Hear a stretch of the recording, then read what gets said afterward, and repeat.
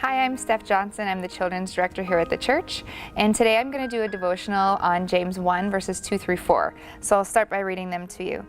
Consider it pure joy, my brothers, whenever you face trials of many kinds, because you know that the testing of your faith develops perseverance. Perseverance must finish its work so that you may be mature and complete, not lacking anything. So I chose this passage. It's actually one that I memorized growing up, and it's one that I have relied on often throughout my life.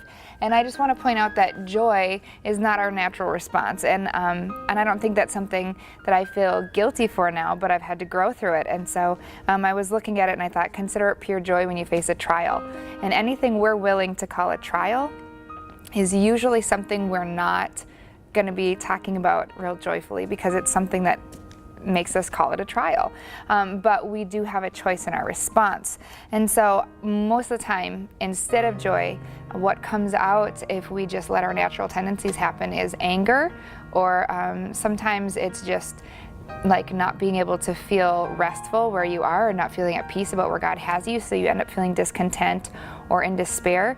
And another one that I know myself and a lot of people do often is tend to blame others.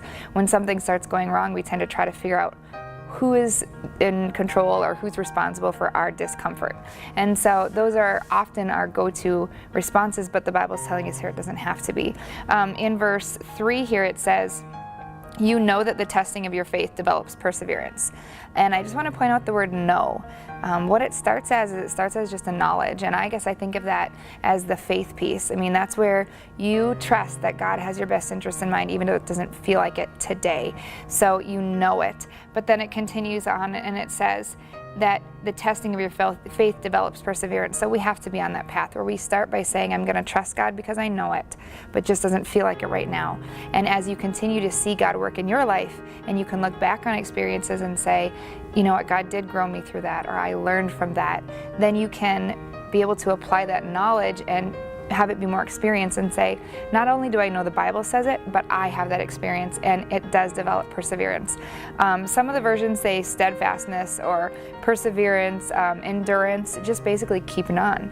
And so that's what it's going for. And then one last thing, in verse 4 it says that you should let it be considered pure joy. Basically, it talks a little bit more here at the bottom. It's so that you may be mature and complete, not lacking anything.